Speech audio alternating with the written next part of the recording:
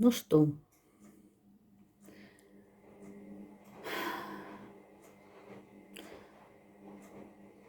жила-была семья в Херсоне. Мама, папа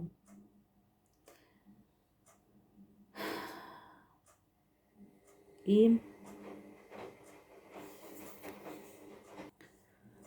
5 детей. 5 детей было не сразу. Был старший сын, была дочь, потом еще одна дочь. И в конце войны, в 41 или 42 году, я сейчас точно не помню, родилась еще одна дочь. Муж погиб на войне, дочь, 2 дочки старшие и дочка младшая, самая последняя, остались живы. То есть 3 дочери остались живы. Одна дочь погибла, маленькая была, не знаю, я уже точно не помню. И сын пришел с войны раненый, у него было ранение в голову, железная эта пластина в голове, и эпилепсия у него была. Сын женился за забором на соседке, на соседкиной дочке. Нет, на соседке женился, у них родилась дочь, да, Наташа. Вот. Ну, со временем он тоже умер. И вот последняя дочь, которая самая младшая получилась, вот, это была бабушка. Вот, ну, росла, знаете, как после войны. Война, из ее рассказов красились обожженной спичкой. Этой спичкой она красилась даже уже будучи, мне было лет 6. Ну, какой там год был уже, какие там 80-е, да, года были. Она все равно, у нее была привычка, или маленький карандашик оставался, либо же спичка. Если карандаша не было или найти не могла, она поджигала спичку, обламывала этот кончик, который мягкий, и вот эта обугленная черная, вот тут вот подкрашивались ресницы вместе чуть-чуть с кожей. И получался, Пума, перестань. И получались типа темные ресницы и ну, такие более выразительные глаза. Помадой красили щеки и губы, и все сразу. Короче, особо косметикой бабушка моя не пользовалась, потому что не была к этому приучена. Родилась она, вот, выросла в послевоенные годы. Говорит, что бегали, майка, какая-то юбка, майка, какие-то платья шили сами, научилась сама шить.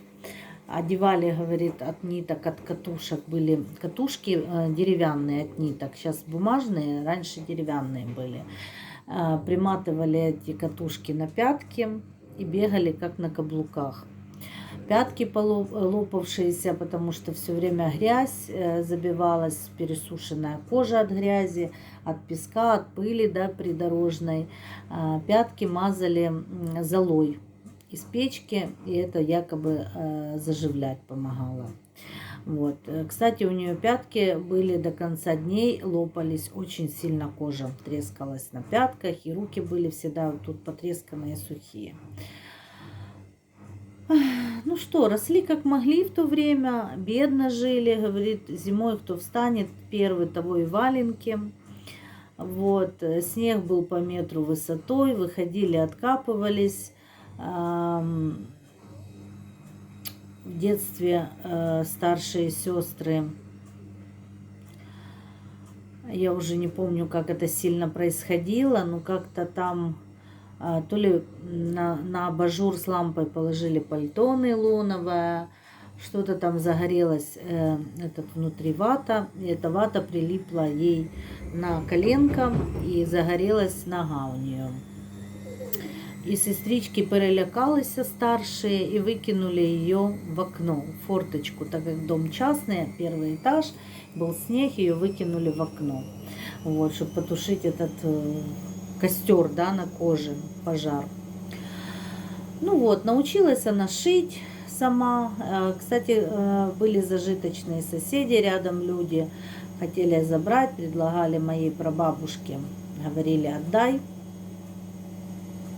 Вот, мы ее вырастим, мы ее воспитаем, у них что-то там детей не было или проблемы с ребенком были, но моя прабабушка не отдала. А у моей прабабушки, кстати, было очень красивое имя – Аграфена. Вот. Ее муж был директор рыбного промысла на севере. То есть в каких-то там годах они жили до военных очень богато, жили на севере. Вот, тоже рассказывали, там, если тараканы заводились в хате, то открывались двери настежь, и ни одного таракана не вставало в квартире, потому что очень холодно. Да.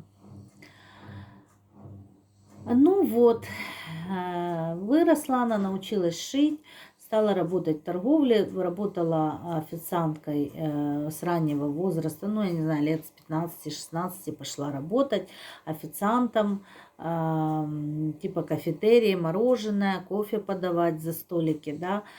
Постепенно в магазины она стала там пирожками торговала, в магазинах, короче, она была работником торговли.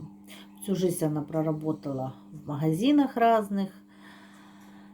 Вот, работала в кафетерии очень много, в основном там, где были коктейли. Вот, делались вот эти вот, знаете, советские коктейли, кофе. Я даже этот запах до сих пор помню.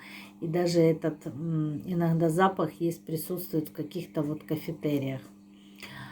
Когда я приходила к ней на работу, она меня заставляла пить самый-самый насыщенный коктейль, который только можно было. Если для людей, там, для обычных соблюдались какие-то порции определенные, да, там соотношение молока и мороженого и сиропа, то мне насыпалось очень много мороженого и лилось просто бесконечно этого сиропа. И я не могла пить этот коктейль, потому что он был ужасно насыщенный и сладкий. А я любила обычный. Я вообще не молочным ребенком была. Да. А еще я очень любила в детстве мороженое плодово-ягодное в шоколаде или без шоколада. Ну, в шоколаде оно попозже появилось. Сначала было просто плодово-ягодное. А мне бабушка не разрешала его кушать. Ну как, она мне его не хотела покупать, всегда отговаривала, говорит, а зачем оно? Оно было дешевое, по-моему, 8 копеек, что-то типа этого. А каштан был, по-моему, 20 копеек, если я не ошибаюсь. Может, ну, поправьте, кто помнит. И мне всегда каштан навязывали, молочный, это белый в шоколаде. Я как сейчас помню, он так быстро таял, этот шоколад быстро слезал, капал, пломбир. А в Херсоне я очень любила мороженое, было в не пластиковых, а в бумажных стаканчиках. Сверху бумажечка такая лежала, ты ее снимаешь, облизываешь, выбрасываешь, и ложечку деревянную к нему давали. Я очень его любила, оно тоже быстро таяло.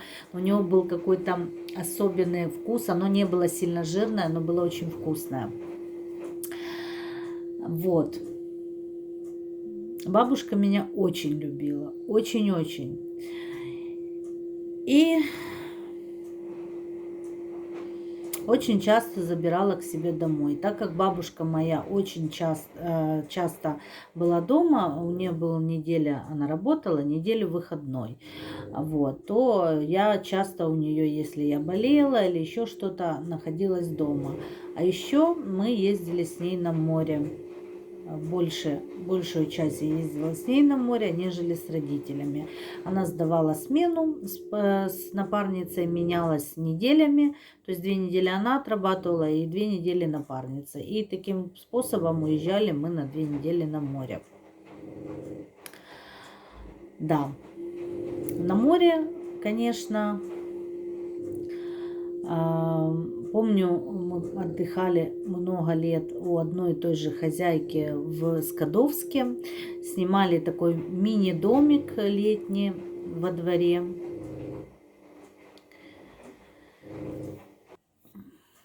И ездили каждое утро на остров Джарылгач на корабле. Я вам показывала, тоже мы туда ездили с мужем, с детьми. Ну, сейчас это все проще, сейчас можно не на корабле, а на частных, да, катерах. Это намного быстрее и приятнее. Ну, на корабле там тоже свои плюсы есть, там чайки за кораблем летят, там дельфины иногда плывут, можно увидеть, но... Ездили мы каждое утро.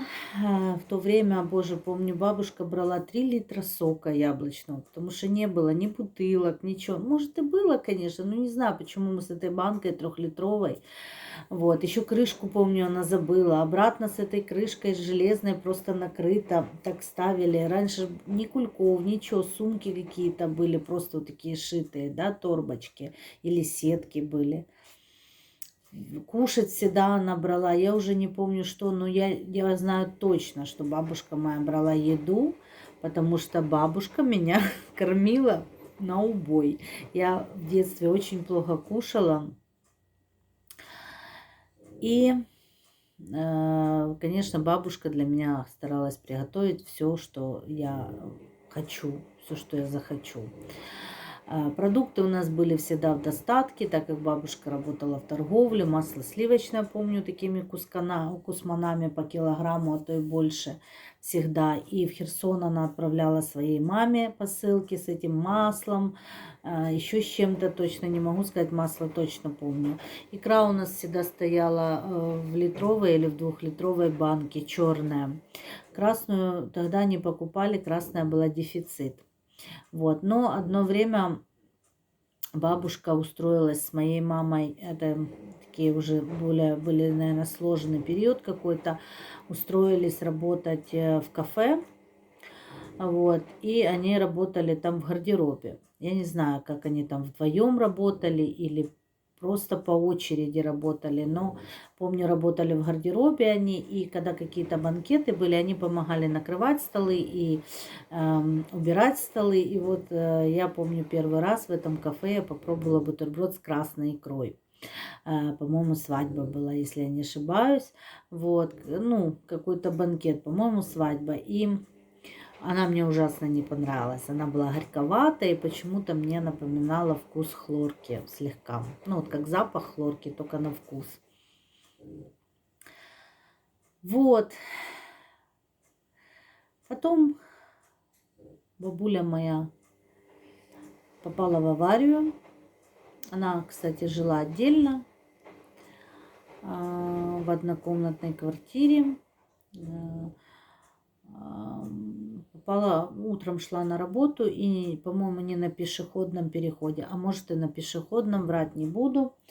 Был туман сильный, она спешила, как раз работала там напротив, вот, на Минской, магазин Наталка был, может кто знает, ну сейчас там Варус, по-моему. И она перебегала дорогу, и ее сбила машина. И она нам не призналась в этом, у нее был сильный синяк на бедре. Вот, очень черный, помню, такой синяк огромный был, гематома была у нее. Она сказала, что она шла через пешеходный переход на Минской и упала на лестнице, ударилась так. Мы долго верили, вот, и оказалось, что ее сбила машина, и он обещал оплатить ей лечение, не оплатил ничего. И, видимо, от этого удара мы так думали, ну, так предположительно и врачи предполагали, что от этого удара у нее начались проблемы с почкой. У нее начались сильно отеки под глазами. Короче, я сильно не помню, начались проблемы со здоровьем, и у нее всю жизнь болела голова с детства. Но это может быть, не знаю, военное время, знаете, послевоенное, голод был. Она говорит, что всю жизнь она мучилась с головой. Вот. Она пила всегда цитрамон. Цитрамон это была таблетка, которая присутствовала в ее жизни всегда. Она покупала по 10 пачек этого цитрамона. Вот.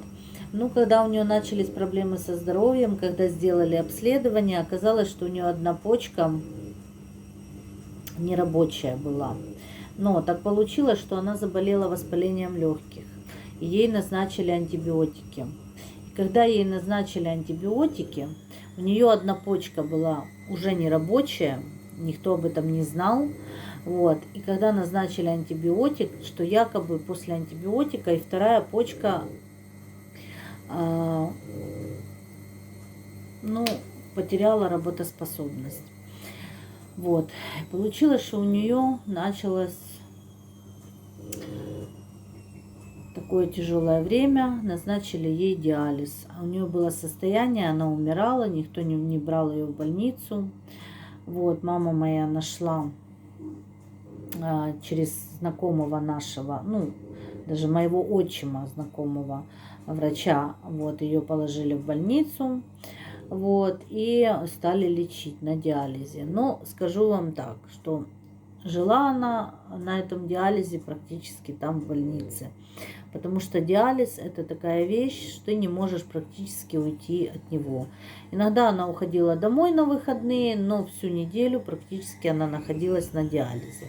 Конечно, есть люди, которые полностью придерживаются диеты и очищают свою кровь через диализ. Диализ – это такой аппарат, ты ложишься, и тебя полностью всю кровь прогоняют, очищают. Почему ты ложишься на этот аппарат? Потому что почки это ж фильтр, да, когда они не работают, то кровь твоя загрязняется, наполняется токсинами. И, соответственно, нужно ее как-то очищать. Очень много нельзя было кушать, ей нельзя было кушать соленого, ей нельзя было кушать все косточковое, такое как клубника, вот эти мелкие косточки, там киви. А ей этого хотелось именно когда она в больнице лежала. И она, когда мы к ней приходили, она говорила: я уже жить не хочу. Да. В этот период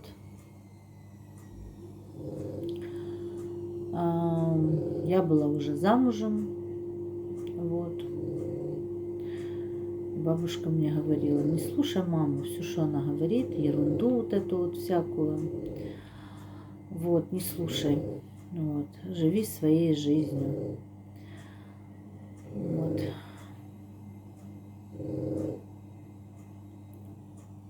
Такая история. Недолго бабушка лежала в больнице. Один прекрасный день она собиралась домой. Соседка по палате говорит, что она уже собралась, все. И тут она говорит: ой, так голова сильно заболела. И она упала, у нее кровоизлияние в мозг произошло.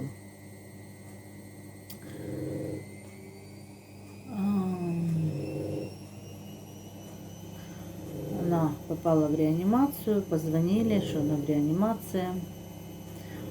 Приехали в то время, ковида не было, слава богу.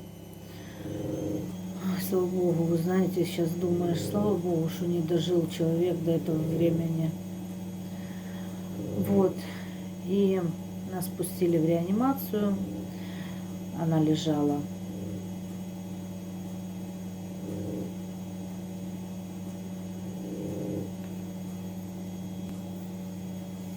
Она лежала раздетая полностью, накрыта простыней. Очень сильно храпела. Знаете, губы так пухкали. Именно вот так храпела.